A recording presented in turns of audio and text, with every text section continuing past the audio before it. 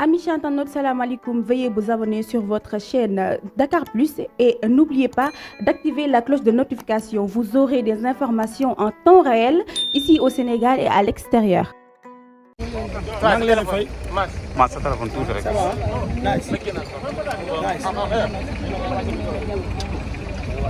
waaw ñu ngi am yaakaar bu baax a baax a baax ñu ngi sant yàlla gërëm Bamba di ñaan kilifa diine ci réew mi yàlla guddal seen fan te wéral seen cër. ñu ngi woon ci salle bi léegi bi ñu koy àtte ci di jàkkaarloo naag le juge wax na li mu war a wax ay avocat am jug nañu lu toll ci fukki avocat ak ñett 13 avocats ñoo ko layool wax nañoo juge yi ak greffier yi ak procureur bi topp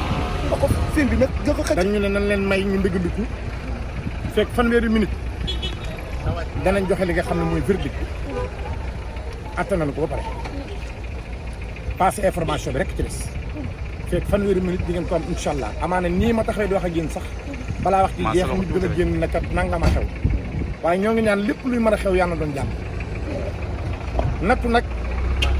yàlla jàmm bi mu bëgg rek la ko jàpp si di reyul nit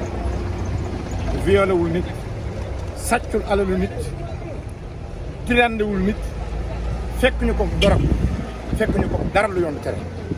dafa juum baayam woykat mag ba yuusu mari seen nee na nit ku dul juum amul nit dina juum kilifa dina juum surgaam dina juum yàlla bu rekk dul juum Sidi dafa juum ndax jumte gi mooy dawal oto te yoroo permis te yéen Sénégalais yëpp ngeen dégg ko teg ci seen bët ni ko yoon waxe jumte woowu nag dal ci kawam waral tey yoon di jëflante ak moom ba ñu mën a teew di ko soutenir dañuy ñaan parce que nit bu juumee taxaw nangu na juum na Sidi léegi ci ay kàddoom mi ngi dëggalaat ni day gone di tuut tànk nattu dal ci kawam mu juum te nangu na juum na mi ngi jéggalu yoon kon li ñuy xaar rek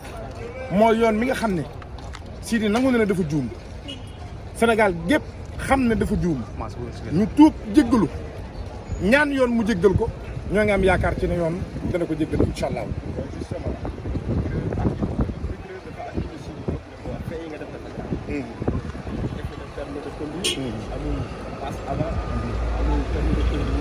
yow tey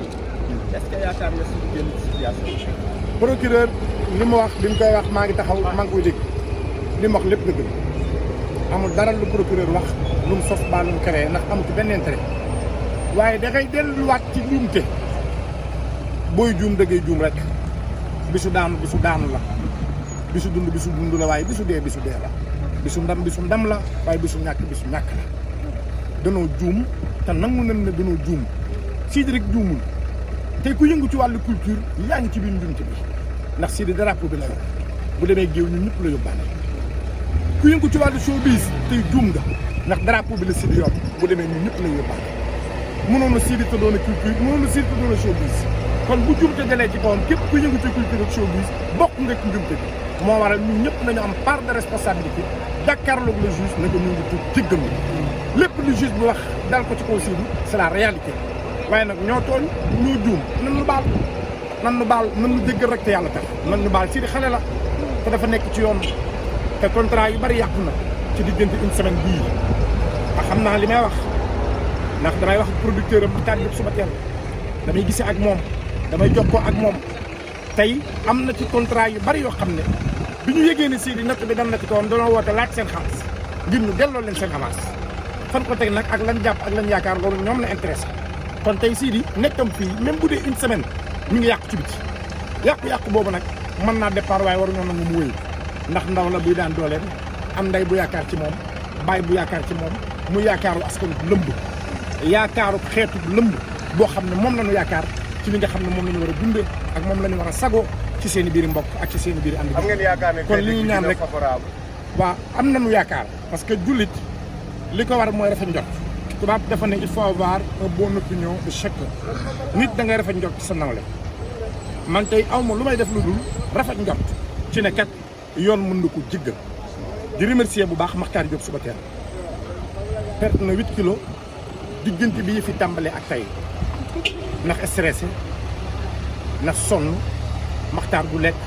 Makhtar du naan ci bureau avocat yi lay yendu ci bureau avocat yi lay fanaan lépp loo xam ne jàpp nañ ne lu baax la lu ñu war a wax wala lu ñu war a jëf ngir Sidy am liberté Makhtar a ngi ci kon nag maa ngi koy ñaanal yàlla suturaal ko ci xale bii yàlla na yàlla suturaal Makhtar Diop Soubatel ci doomam ji yàlla na yàlla suturaal Makhtar Diop Soubatel ci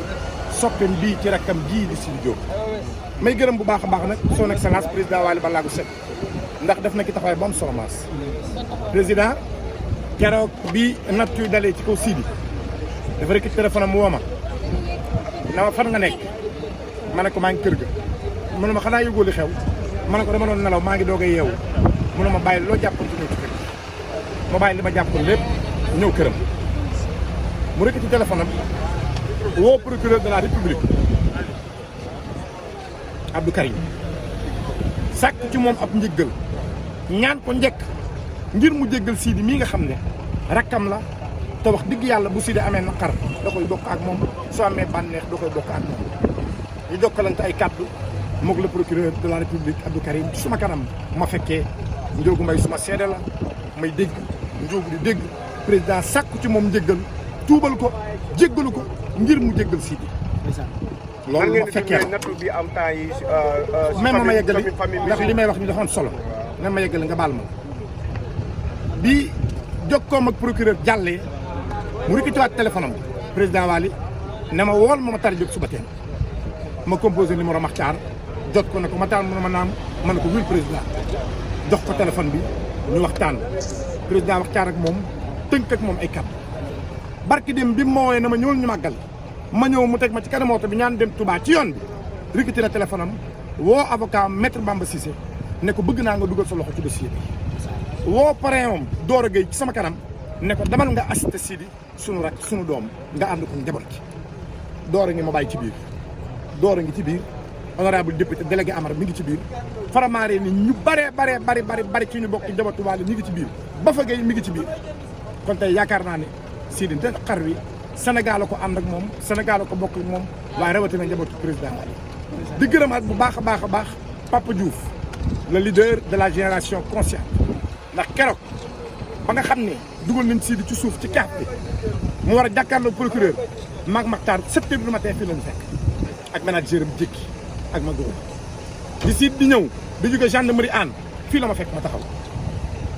Papa Diouf bàyyi na léppam def déplacement def dérangement ñëw teew assisté doomam assisté rakam geste yu mel noonu su ma ko gisee mu nekk ay fee ñu def ko sama kanam war naa ko mën a wax Papa Diouf jërëjëfati ak yeneen artistes yu bari dem ba gisee boobu ak léegi mi ngi teew Pagaye Mbaye boobu ak léegi mi ngi teew El Hadj Keita Bass Thioung Pama boobu ak léegi ñu ngi teew Samba Diarra Mbaye ci biir laa ko bàyyi ak ñeneen ñoo xam ne bu ñu ñëwee bu ñu ñëwul seen xol ñëw na Pama Dieng mi ngi ma bàyyi ci biir kon artistes yu Sénégal yëpp jug nañu showbiz kenn desul ñëpp ngi soutenir Sidy di ànd ak moom naqar wi li ñuy ñaan daal mooy balaa takkusaan yàlla nañ ko jàpp ci loxo yóbbu këram yàlla na Sidy ñibbi ci ñibbi bu sedd guy ci barke borom Touba Cheikh Saliou Mbacké asalaamualeykum wa rahmatullah wa barakatuhu jërë ngeen jëf waaw non Libaas le producteur amu ci benn responsabilité xam nga tax amu ci benn responsabilité mënuñu laa takkal jabar joxel la warugar xewal la guddi jot ñu tëddal la c'est impossible. Les mêmes faits, les mêmes actes n'allaient pas se reproduire. Alors, on va prendre toutes les dispositions nécessaires à la délivrance d'un permis de conduire pour qu'il soit en règle. Les avocats aussi qui ont eu à plaider à mes côtés ont plaidé dans le même sens, la clémence. Parce que nous ne sommes pas les avocats des diables aussi. Nous sommes là pour défendre notre client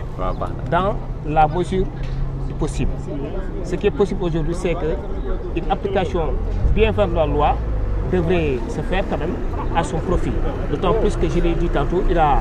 reconnu les faits, il a présenté ses plates excuses, étant entendu que c'est un délinquant primaire quand même très convaincant. Dans la mesure où Sidy Diop a fait preuve d'humilité. Un des enquêteurs m'a confié que le sieur Sidy Diop est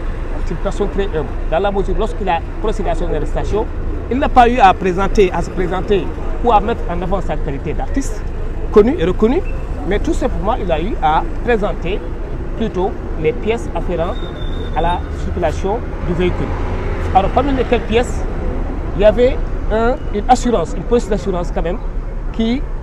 n'était pas la bonne. c'était une fausse police d'assurance, mais on lui a délivré cette police. Là, l'enquête qui va se poursuivre certainement va déterminer cette personne-là qui a eu à remettre cette police d'assurance. En tout état de cause, il est de très bonne foi, et donc tout à l'heure, la barre du tribunal, il a mis en avant sa bonne foi. Vous avez entendu les réquisitoires des procureurs et vous aussi demander une dispense de peine. Pouvez-vous avoir bien? Oui, bien sûr, dans la mesure où vous savez que c'est vrai que tout au début de l'audience, le procureur de la République a posé des questions très pertinentes, allant dans le sens de rappeler le prévenu quand même à la raison, à l'ordre, comme quoi que il est hors de question pour lui quand même, qui est un chanteur reconnu et connu, de ne pas avoir en possession de lui toutes les pièces afférentes à la circulation de son véhicule. Et c'était important. Mais elle a fait à la longue, lorsqu'elle a pris son réquisitoire, elle a demandé l'application de la loi. Certainement, elle a eu à prendre en compte la bonne foi du Sieur Sidi Diop, mais également sa modestie. Et en l'espèce, je l'ai dit tantôt, nous pensons que la loi devrait s'appliquer de sorte que, en pareille situation, le prévenu puisse quand même bénéficier d'une application bien vers la loi pénale. Pourquoi pas un sursis. Et tout à l'heure, le président du tribunal, en tout cas, a eu à mettre l'affaire en cours d'audience, de délibéré, donc sera vidé dans les quelques heures. Et à partir de ce moment, on va aviser. D'accord. waaw léegi yéen a ngi woon ci salle bi ay 5 avocats la ñu woon may gërëm samay confrères yi maître Aline Badara Fall, maître Abdoulaye Tall, maître Khadim Kébé représenté maître Bamba Cissé ak maître Adama Ndiaye également plaidé nañ ci dossier bi. Bon ñun ni bi ñu plaidé sànq wax nañu tribunal que ne Sidi il est que vrai que juum na nu mu juumee mooy dafa dawal te yorul permis de conduire en plus assurance bi baaxul woon mais si côté assurance bi nee na ki ko jaayoon oto bi moo ko joxe noonu assurance bi ak passe avant bi loolu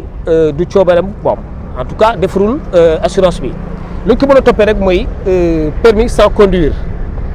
da doon dawal oto te yorul permis te biñ ko laajee aussi dafa ne dafa bëggoon réeri ji chauffeur bi dafa absenté woon ci la profito dawal oto bi gaa distance bi soriwul ay quelques 500 mètres. amul woon benn intention pour dem ci sori wala def naka si dul loolu bi ko gendarme bi arrêté nag si à hauteur rond-point Pikine bi si Elton bi fu mu nekk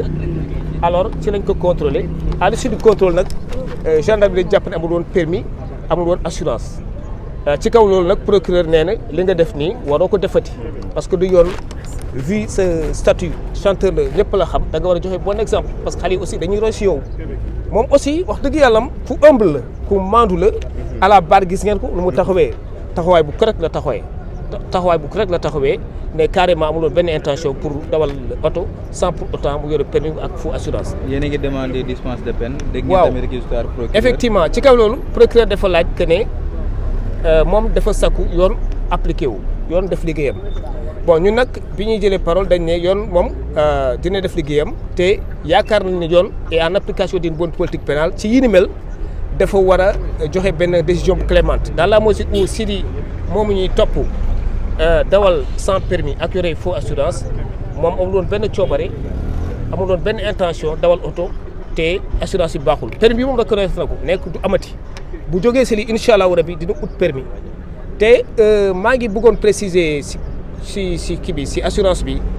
dañ ne faux la mais waa ji ko jaay oto bi noonu la ko joxee. donc xamul woon faux la man sax à la barre laaj naa ko est-ce que Sidi boo xamoon ne faux la di nga ko jël mu ne ma non du ko jël ma ne ko encore est-ce que boo xamoon ne faux la gendarme bi bu la laajee kayit yi est-ce que di ko présenter mu ne ma non mais mieux encore gendarme bi si boppam nee na Sidi vraiment ku modeste la dafa wàccee boppam parce que contrôle routine bi bu amee mais mënoon na ne moom artiste la voilà mettre en avant quel type artiste doog a joxe papier mais defu ko comme ñëpp dafa joxe papier yi te à la barre vraiment macha allah. dafa am taxawaay bu rafet bu maandu bu correct nee na ci kaw loolu nañ ko jégal du amati incha allah rabi. waaw permis boobu dañ ko joxoon Gambie lañ ko defaree permis boobu may na ko aussi mu dawal oto fu mu ko neex mais vous savez aussi fii dafa am législation boo xamante ni c'est très particulier dafa am ay conditions yoo xamante ni permis noonu nga ko war a yoree pour mën a dawal ici au Sénégal de toutes les façons soriwuñ si point boobu ce qui est constant c'est que amul woon permis parce que permis Sénégal fii gendarmerie moom lañ ko laajoon mais du moment amu ko dañuy jàpp ne conduite sans permis bi encore que une fois permis bi muy wax nekkul woon ci moom dafa ne permis bi dafa amoon ku ko sàcc et effectivement wax na dëgg amoon na permis international mais dañ ko sàcc ci kaw loolu aussi malgré tout quand même dawal na oto bi sans permis bi ñu ko arrêté aussi nee na carrément bu doon permis te assurance bi bi ñu ko laajee gendarmerie nee na assurance bi baax na mais finalement bi ñu defee réquisition laaj assureur bi dañ ne assurance bi baaxul. maa ngi leen di gërëm. Amis internautes, salam alaikum. Veuillez vous abonner sur votre chaîne Dakar Plus et n'oubliez pas d'activer la cloche de notification. Vous aurez des informations en temps réel ici au Sénégal et à l'extérieur.